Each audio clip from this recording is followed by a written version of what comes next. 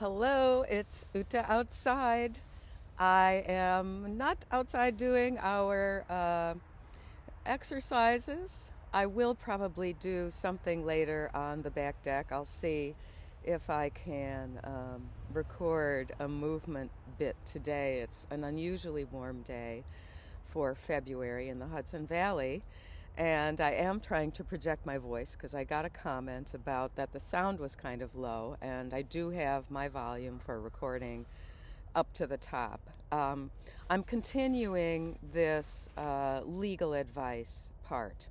Hopefully, we won't have too loud crows or too loud sirens or work for a few minutes so that I can do this.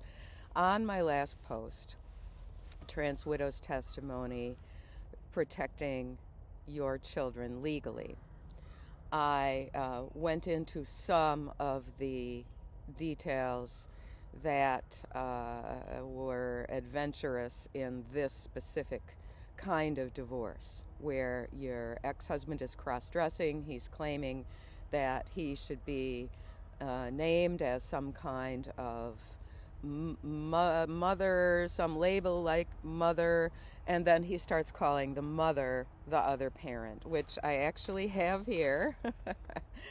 I went into that 10 pounds of legal documents and found that, in fact, my affidavit in reply and to the dates when Nettie was claiming that he was taking care of our children. And there are a few details that I had forgotten, and my memory has been refreshed. And I'm only presenting this because it will help other women who are in my shoes with a man who cannot be trusted. He's trying to step into your shoes and name himself as mother of the children. And this is a harsh reality, but I've got it confirmed from more than a dozen of us trans widows. We've experienced this disrespect towards motherhood, this mother erasure. So this is what I stated. Now, oh yes, I didn't finish a sentence on my last one regarding how much that 10 pounds of legal documents cost me. It ultimately, with the 3 different cases, I spent at least $35,000 to $40,000, and I then had given up. My children, I should say, had given up through the machinations of my ex and the acquiescence of the court. I gave up about $70,000 of child support. So the net loss to me and my sons, I count my sons as having lost this money too. It's over $100,000. But, you know, I worked hard. I made a lot of lentil soup and pea soup. I was very, very frugal. I hardly took vacations. I've got a sweater that I've been wearing for 20 years, more than 20 years, 25 years. And I use that often in my job over some little dress. I bought everything on sale. So this is the affidavit in response to the claims that he was taking the children, taking care of them, and he was their primary caregiver on any given 24-hour period when I had made the mistake of letting him come and take care of the children when I was going off to my education, graduate classes, because I needed to figure out how to get a job to support us. I suspected that he would stop paying child support, and I was right. So the first of these statements is the implication that whenever the term NN, I will say, that's his pen name, Nettie, NN is noted on the calendar, it denotes days when Ms. Nettie had visitation and overnight care of the children. For example, it says my lawyer was forced to say she. I will change that to he. For example, he states, a typical Sunday, although Nettie and the children spent the entire day together until 4 or 5 p.m., is not noted with NN because even though the children spent most of the day together with Nettie, they did not spend the night together. He was making a complaint. And the truth is, this is just a convention that whoever the children are with at night, that day is counted as your day with the children. Oh, there go the crows. I stated here, Nettie came to my apartment at 5:30 p.m. and had visitation with the children there while I was attending my education course at Brooklyn College. Often he didn't arrive until 7 p.m. I provided dinner for both the children and Nettie on those evenings. Although to my knowledge, then Nettie's name was still his male name, and although androgynous in appearance, the children referred to Nettie as Dad. And this was 96, so I guess it was actually after the summer of 96 surgeries.